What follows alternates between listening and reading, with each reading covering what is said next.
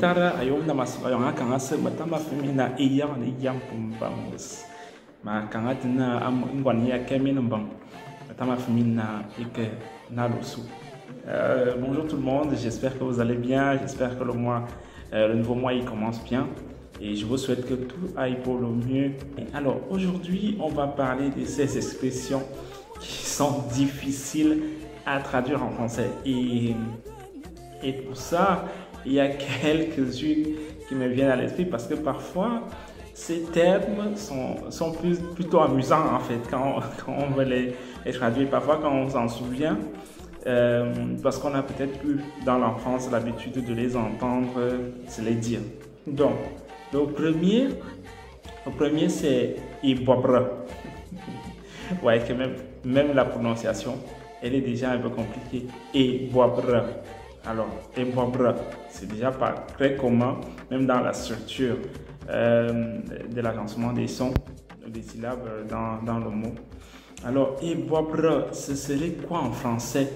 Alors, je vais parler un peu comme le Camerounais que je suis. Et l'équivalent de Ibobre dans le langage camerounais, ce serait le moins cher. Vous entendez souvent l'expression je ne suis pas ton moins cher. Ok? Donc, pour dire ça en Ewondo, tu diras Monsieur Ibobre Doi. Ok? Monsieur Kik, c'est-à-dire je ne suis pas. Ibobre Doi, je ne suis pas. Donc moins cher, si on peut dire ça comme ça entre guillemets. Donc, Ibobre, moins cher.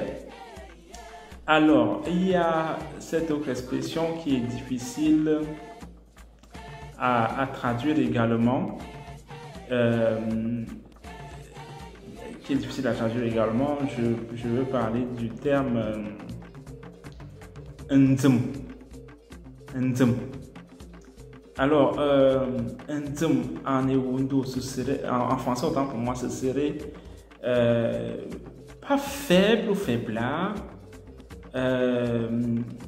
peut-être un mélange de paresseux, ok, un mélange de paresseux, de pas vif, mais vraiment en traduction directe, ce serait difficile de donner une expression. Si elle vous vient à l'esprit, vous qui écoutez la vidéo, vous pouvez nous la mettre pour partager avec la communauté, mais un nzum, on dit de quelqu'un en Ewondo qu'un nzum, quand c'est quelqu'un qui n'est pas éveillé, voilà, quelqu'un qui n'est pas éveillé, qui ne sait pas saisir les opportunités, qui n'est pas vif, c'est-à-dire que tu n'es pas éveillé, tu n'es pas vif. Alors, est-ce qu'il y a une dernière expression que je veux partager avec vous? Oui, et celle-là, c'est la plus difficile. C'est la plus difficile à traduire. C'est la plus difficile à traduire. C'est okukut. Okukut. Okukut. Alors, okukut, en traduction directe en français, je ne sais pas ce que ça donnerait. C'est pour ça que je ne vais pas le dire ici dans cette vidéo. On va se retrouver dans les commentaires pour cette expression-là. Donc, les trois expressions dont on a parlé aujourd'hui, c'est nzum, qui signifie que tu n'es pas quelqu'un de vif, quoi. Tu n'es pas quelqu'un de vif, oui, tu n'es pas quelqu'un de vif. Tu es un peu paresseux sur les bords. Et il y avait nzum. Il y avait Ibobre. Ibobre ici, c'est comme je l'ai dit que je donnais la traduction en utilisant l'expression camerounaise qui est la plus proche, c'est le moins cher.